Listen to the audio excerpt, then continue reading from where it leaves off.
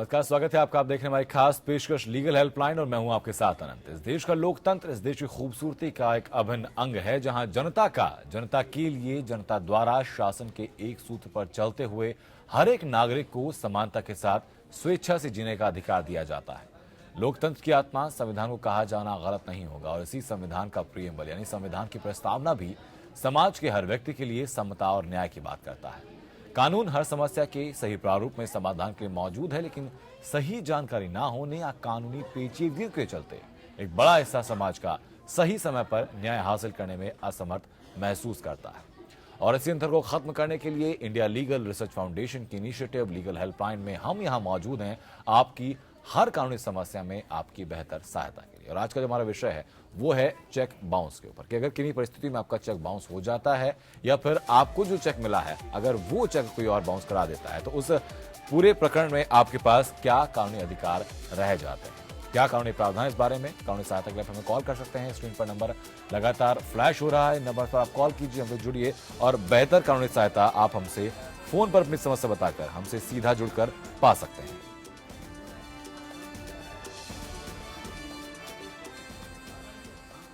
और इस वक्त सुप्रीम कोर्ट अधिवक्ता चेतन शांडिल हमारे साथ हैं। चेतन सर, बहुत बहुत स्वागत है आपका। धन्यवाद सर, जब चेक बाउंस की हम लोग बात करते हैं तो कानून के अंदर ऐसी कौन सा प्रावधान है जो कि चेक बाउंस के साथ डील करता है? देखिए, cheque bouncing comes under 138 of the negotiable instrument act, 138 of the negotiable instrument act जी, जिसको अब क्रिमिनल ऑफेंस बनाते हुए और सख्ती कर दी गई है पिछले 12-14 सालों में। जी, ठीक है सर। जब 138 की हम लोग बात करते हैं तो 138 फाइल कब कब कर सकते हैं? क्या सिर्फ चेक बाउंस में ही या फिर कोई और भी परिस्थितियां होती हैं? देखिए, मैंडेटरी है कि चेक जब आपका बाउंस होता है तो उसमें आपको नोटिस भेजनी पड़ेगी। नोटिस भेजने के बाद कुछ समय का इंतजार, जैसा कि कानूनन आपको 15 दिन का जी, 15 से 30 दिन का, उसके बाद वो पैसा आपको डिमांड नोटिस में दिया जाता है।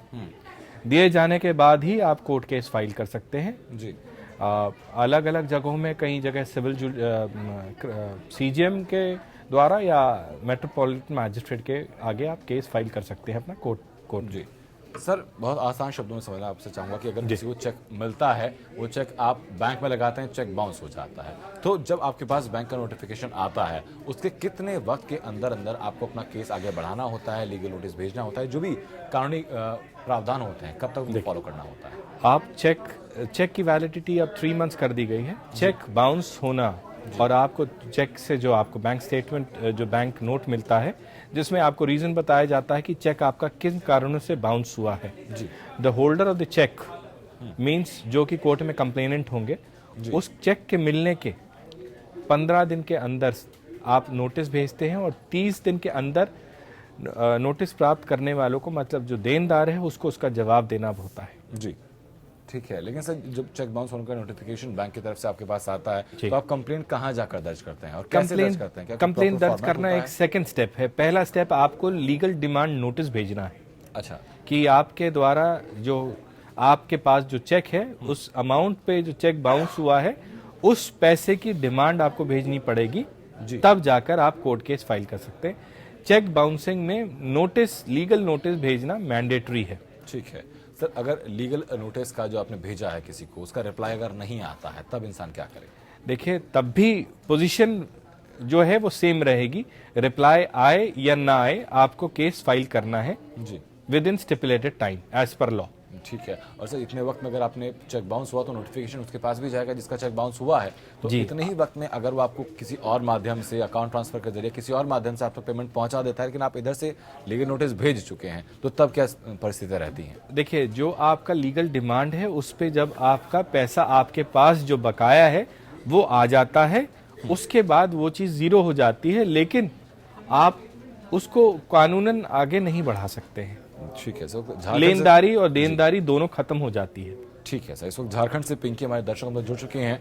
पिंकी, अपनी बात आप रखें, कैसे आपकी सहायता हम लोग कर सकते हैं?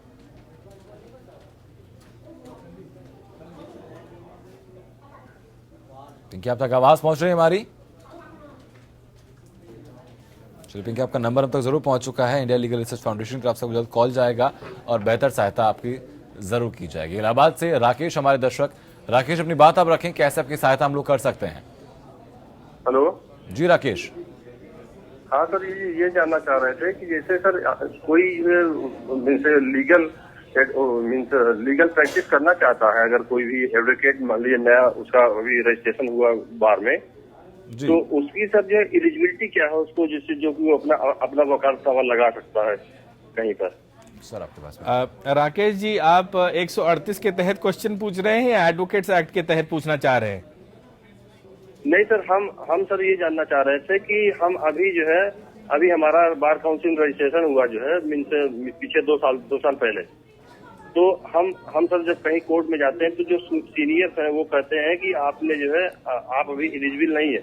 तो हम ये जानना चाहते हैं हमारी एलिजिबिलिटी वहाँ उपस्थित होने की एलिजिबिलिटी क्या होगी? मैं सीनियर्स और जूनियर्स की बात नहीं करना चाहूंगा, लेकिन एलिजिबिलिटी जिस दिन आपको बार काउंसिल ने वकील बना दिया है, एलिजिबिलिटी उसी दिन से आपकी शुरू हो जाती है। कोर्ट में केस फाइल करने के बाद आप बहस कर सकते हैं। एडवोकेट्स एक्ट में आपको सारी चीज क्लियर मिल जाएंगी, इस कंफ्यूजन में ना रहें आप। उम्मीद करता हूँ राकेश की बेहतर जानकारी आपको इस बारे में जरूर मिली है। बहुत बहुत शुक्रिया आपका हम तक कॉल करने के लिए। सर, कंप्लेन अगर इनिशिएट करने की बात करते हैं हम लोग, तो कंप्लेन इनिशिएट कैसे की जाती है इस चीज के लिए?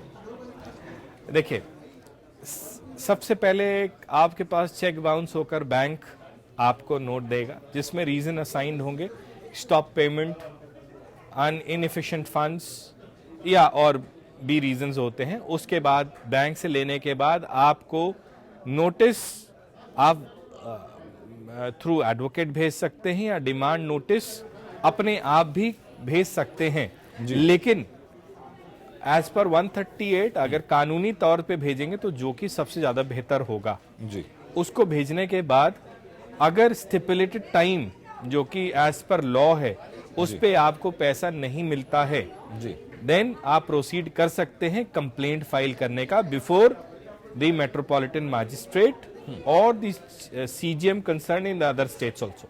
ठीक है सर। इस वक्त गुजरात से शैलेश हमारे दर्शक। शैलेश, अपनी बात आप रखें, कैसे आपकी सहायता हम लोग कर सकते हैं? ओके जी शैलेश, बोलिए शैलेश जी। शैलेश अब तक आवाज पहुंच रही है हमारी? चलिए सर, आपका नंबर तो पहुंच गया शैलेश। हमारी टीम आपको जल्द कांटेक्ट करेगी और आपकी समस्या सुनकर आप तक समाधान और बेहतर सहायता जरूर पहुंचाएगा। बहुत बहुत शुक्रिया आपका।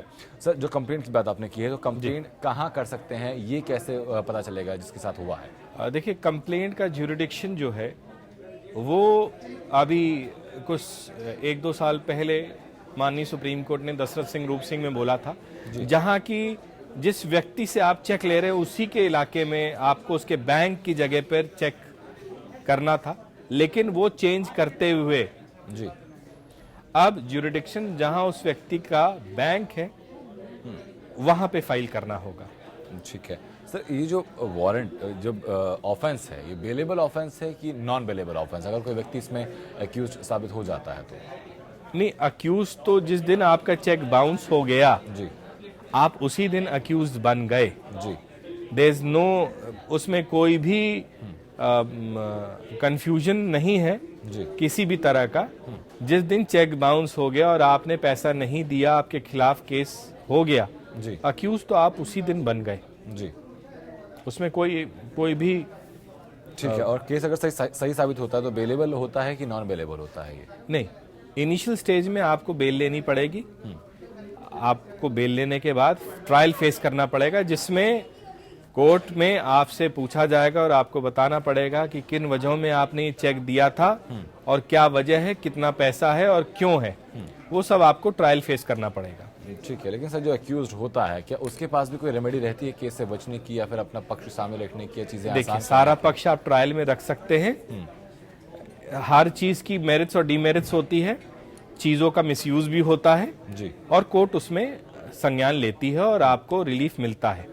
ठीक है। जो मिसयूज की जिक्र आपने सर किया यहाँ पे, तो मिसयूज किस तरीके से हो सकता है या फिर लोग कैसे करते हैं जो केसेस आपके सामने आए हैं अब तक? देखिए, केसेस बहुत से तरह से मिसयूज होते हैं, जिसमें ब्लैंक चेक लेकर कभी कभी साइन कर लिए जाते हैं, अमाउंट भर दिया जाता है, साइन किया हुआ चेक आदमी देता है जिसमें 10,000 रुपया उसको देनदारी होती है, लेकिन उसको 10 लाख बना दिया जाता है। जी, बहुत से मिसयूज होते हैं। हाँ। जिसके बाद प्रिवेंटिव मेजर्स होते हैं वो भी करने पड़ते हैं जो आप ट्रायल में कर सकते हैं। ठीक है सर। शैलेश हमारे दर्शक हमारे साथ वापस जुड़ चुके हैं। शैलेश, अपनी बात आप रखें, कैसे आपकी सहायता हम लोग कर सकते हैं?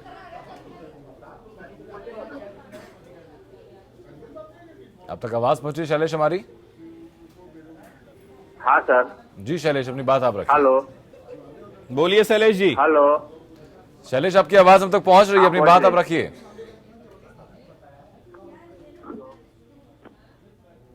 लगता है सर कुछ सिग्नल की डिस्टर्बेंस कुछ चल रही है यहाँ पर। सर, जो एक्यूज होता है तो वो स्पीडी डिस्पोजल के लिए कैसे अप्लाई कर सकता है? अगर मामला बहुत लंबा खिंचता है या फिर उसको कोई और कहीं और उसको बहुत दूर पड़ता है वहाँ से आना जाना। देखिए, अभी तक तो जो सीनियर सिटीजन्स के लिए आप फाइल कर सकते हैं उनके लिए स्पीडी ट्रायल है, और वैसे भी आप कोर्ट से बोल सकते हैं कि ये इसको स्पीडी ट्रायल आपका फंडामेंटल राइट है, उसमें इस केस का निस्तारण जल्द से जल्द किया जा सके। ठीक है।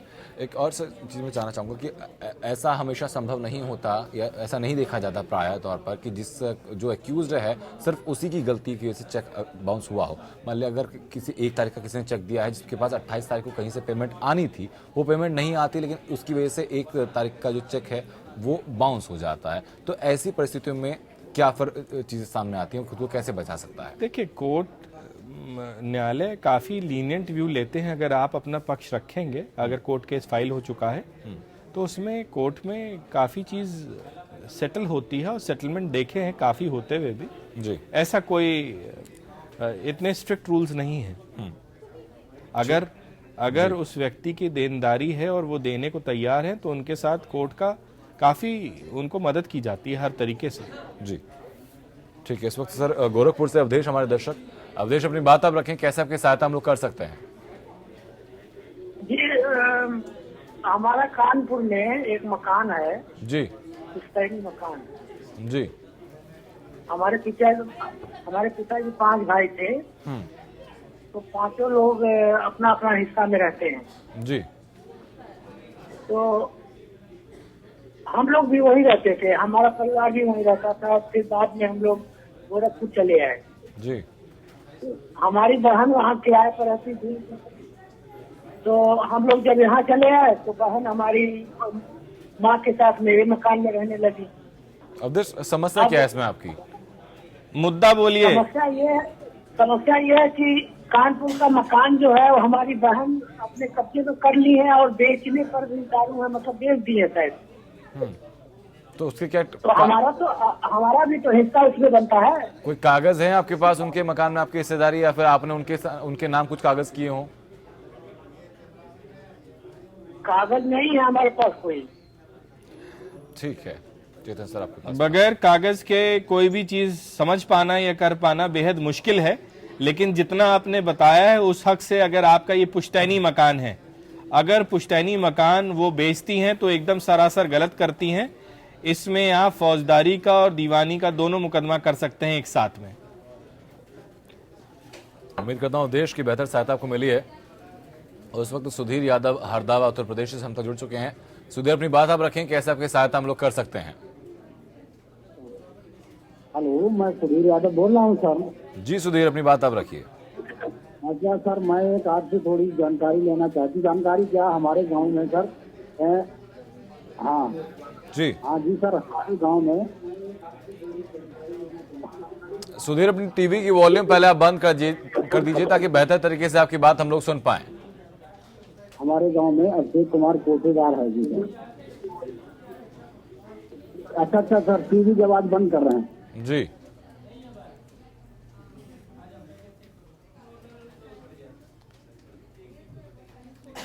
चलिए सुधीर, आपका नंबर हम तक जरूर पहुंच गया है। हमारी टीम की तरफ से आपको जल्द कॉल जाएगा, बेहतर सहायता आपकी इस बारे में जरूर की जाएगी। बहुत बहुत शुक्रिया आपका। सर, क्या इस बारे जो टेरिटरी जुडिक्शन की हम लोग बात कर रहे थे, तो टेरिटरी जुडिक्शन को कैसे डिफाइन किया जाता है? कोई स्पेसिफिक लॉ इसके बारे में है क्या? Title territory जुडिक्शन, territorial jurisdiction. All right. देखिए, इस पे माननीय सर्वोच्च न्यायालय ने दशरथ सिंह रूप सिंह में टेरिटोरियल में डिफाइन करना किया था। उसके बाद जहां पे अक्यूज्ड है वहां पे केस फाइल होते थे जी। लेकिन पार्लियामेंट में ये रूल ऑफ ऑर्डिनेंस आया, उसके बाद ये चेंज हो गया। फिर जहां कंप्लेनेंट है वहीं चेंज आपका होता है, क्लियरली डिफाइंड है। 138 में क्लियरली डिफाइंड है जुरिडिक्शन उसकी। ठीक है, जो आपने सर बात का जिक्र किया कि दशरथ सिंह और रूप सिंह जो लैंडमार्क जजमेंट है, तो इसमें और क्या क्या ऐसे गाइडलाइंस दी गई हैं कोर्ट की वजह से जो कि आम जनता का जानना बहुत अहम हो जाता है? नहीं, अब वो देखिए, अब वो ऑर्डिनेंस और लॉ आने के बाद वो सारी चीजें डाइल्यूट हो जाती है। तो अभी जो प्रेजेंट अमेंडमेंट आया उसी पे चलेगा सारा कुछ जी, उससे कोई मतलब उसका इन चीजों से कोई वास्ता नहीं है। ठीक है। इस वक्त दिल्ली से रानी तिवारी हमारे दर्शक जुड़ चुकी हैं। रानी, अपनी बात अब रखें, कैसे आपकी सहायता हम लोग कर सकते हैं?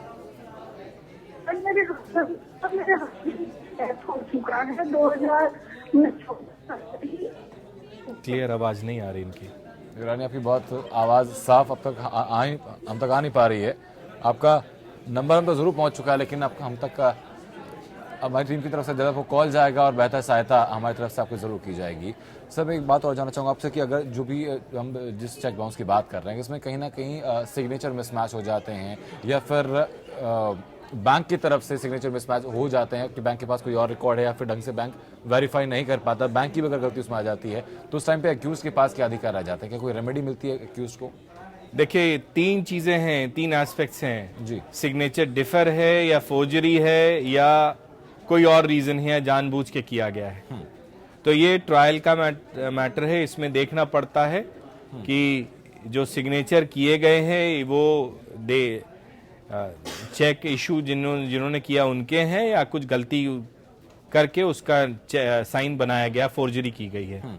तो बहुत वो ट्रायल का विषय है। ठीक है, लेकिन सर ट्रायल का प्रोसीजर क्या होता है? ट्रायल कैसे इस मामले में आगे जाता है? एक्यूज को कितना दफा आना पड़ता है? जो विक्टिम होता है उसका रोल उसमें क्या रहता है? देखिए, कंप्लेनेंट को भी आना पड़ता है और अक्यूज को भी रेगुलर डेट्स पे आना पड़ता है और अपना पक्ष रखना पड़ता है। दोनों पक्षों को अपना पक्ष कानूनी पक्ष रखना पड़ता है। ठीक है, कानून के तहत। ठीक है। इसमें सर सजा का प्रावधान क्या है? अगर कोई व्यक्ति ये पकड़ा जाता है कि इंटेंशनली उसने ऐसा कुछ किया है या फिर फ्रॉड फॉर्जरी की है? आफ्टर द ट्रायल नहीं, फोर्जरी, देखिए फोर्जरी तो एक एस्पेक्ट है जो आप कोर्ट के साथ फ्रॉड कर रहे हैं जी, तो कोर्ट उसका संज्ञान लेते हुए आप पे मुकदमा, जो फोर्जरी कर रहे हैं उन पे मुकदमा कर सकती है दोनों पार्टीज, या कंप्लेनेंट या अक्यूज्ड जी, जैसा मुख्तलिफ मामलों में होता है। जी, कोर्ट खुद संज्ञान लेती है, कोर्ट न्यायालय अपने उस पे जुरिडिक्शन में दर्ज करती है जी। और दूसरा एस्पेक्ट है इसमें स्टेप बाय स्टेप है, जैसा आपका क्रिमिनल ट्रायल चलता है, कंप्लीट ट्रायल उसी हिसाब से 138 का चलता है। जी, ठीक है सर। एक और दर्शक अब तक जुड़ चुके हैं इस वक्त। जी, अपनी बात आप रखें, कैसे आपकी सहायता हम लोग कर सकते हैं? सर, मैं बैंक के बारे में जानकारी चाहिए सर, मिल सकते हैं? जी, बताइए सर, हम बैंक के बारे में जानकारी चाहते हैं, मिल सकता है? सर, क्या जानकारी चाहते हैं? कोई समस्या आपके साथ है आपको या फिर चेक बाउंस आपका हुआ है? जैसे हम बैंक में लोन लेना चाहते हैं पर्सनल, तो हम ले सकते हैं? सर, उसके लिए अलग अलग बैंक का अपना अपना क्राइटेरिया होता है कि आप एलिजिबल उसके लिए हैं कि नहीं। तो बेहतर होगा कि आप बैंक से किसी कर्मचारी से जाकर मिलिए। जो बैंक का जो डिपार्टमेंट होता है, जो कि लोन डिपार्टमेंट होता है, वहाँ पर आप जाकर मिलेंगे तो बेहतर तरीके से आपको समझा पाएंगे कि क्या उसका पूरा प्रोसीजर होता है और आप ले सकते हैं कि नहीं ले सकते हैं। बहुत बहुत शुक्रिया आपका, आप तो जुड़ने के लिए बहुत बहुत शुक्रिया। चेतन सर, आपका भी। लेकिन एक लास्ट कॉलर हमारे साथ जुड़े हुए हैं इस वक्त पे, शिखा दिल्ली से। शिखा, अपनी बात आप रखिए। मुझे ये पूछना था कि मैंने 8 दिसंबर को एक प्लॉट का बयाना किया था और उसके लिए मैंने 2 चेक दिए थे, 50,000 का एक, 50,000 का एक, और टर्म्स और कंडीशंस ये तय हुए थे कि फाइनल पेमेंट जो है वो 21 फरवरी को होगी। तो लेकिन 8 दिसंबर के बाद, एक हफ्ते बाद ही जो है, जिससे मैंने मकान का बयाना दिया था, उसने मुझे फोन करके बोला भी मुझे मकान जो है किसी को किराए पे देना है। फिर उसने बोला कि किसी की शादी है उसके लिए देना है। तो मैंने कहा सर, आपने बयाना कर दिया और जो मकान की जिस कंडीशन में मैंने देख कर दिया है, अगर उसमें कुछ प्रॉब्लम होगी तो मैं डेप्रिसिएशन काट दूंगी। तो उसने कहा नहीं, आप अपना बयाना वापस ले लो। मैंने कहा ठीक है, मेरा बयाना वापस दे दो। फिर नेक्स्ट डे मैंने मैसेज करके पूछा कि भी आप मेरा बयाना कब वापस देंगे? फिर उसने कहा कि 1 महीने बाद दूंगा। फिर उसने बोला कि जब तक मकान नहीं बिकेगा तब तक नहीं दूंगा। तो फिर उसके बाद जो है इसे बयाना वापस करने के लिए मुझे मतलब अग्री नहीं हुआ। तो क्या किया जा सकता है? क्योंकि जो रिटर्न में बयाना हुआ इसमें कंडीशन थी कि भाई जो कोई भी बयाना जो है वापस मांगेगा तो उसे डबल देना होगा। सर, मुझे डबल भी नहीं चाहिए, मैंने जो अमाउंट दिया ना वही मुझे वापस चाहिए। तो क्या किया जा सकता है? मैडम, आपके दोनों ऑफेंसेस हो सकती हैं। क्रिमिनल जो चीटिंग हुई है आपके साथ वो भी हो सकता है, और इंडियन कॉन्ट्रैक्ट एक्ट सेक्शन 74 जो कि आपने बताया है कि डबल अमाउंट वापस किया जाएगा, तो या तो आप पुलिस कंप्लेंट कर सकती हैं या सिविल प्रोसीडिंग्स दोनों एक साथ कर सकती हैं। जहां आप रह रही हैं उस थाने में जाकर एक कंप्लेंट दर्ज करवा सकती हैं जिस पे आपको एफआईआर हो जाएगी। ठीक है, मैं उम्मीद करता हूं मैम रानी की बेहतर सहायता आपको मिली है, और ऐसे कंप्लेंट करते वक्त या आगे कोई दिक्कत आपको आती है तो उसके लिए हम यहाँ पर मौजूद हैं आपके लिए हर संभव सहायता के लिए। बहुत बहुत शुक्रिया आपका जुड़ने के लिए हम तक, और बहुत बहुत शुक्रिया चेतन सर आपका भी। बहुत बहुत शुक्रिया आनंद जी, आपका भी। इंडिया लीगल सर्च फाउंडेशन का एकमात्र उद्देश्य यही है कि समाज के हर वर्ग के हर व्यक्ति को समान रूप से सही वक्त पर न्याय मिले। उसके लिए अगर आपको कोई दिक्कत सामने आती है तो हम आपके साथ यहाँ पर मौजूद हैं आपके लिए हर संभव और बेहतर और निःशुल्क कानूनी सहायता के लिए। नमस्कार।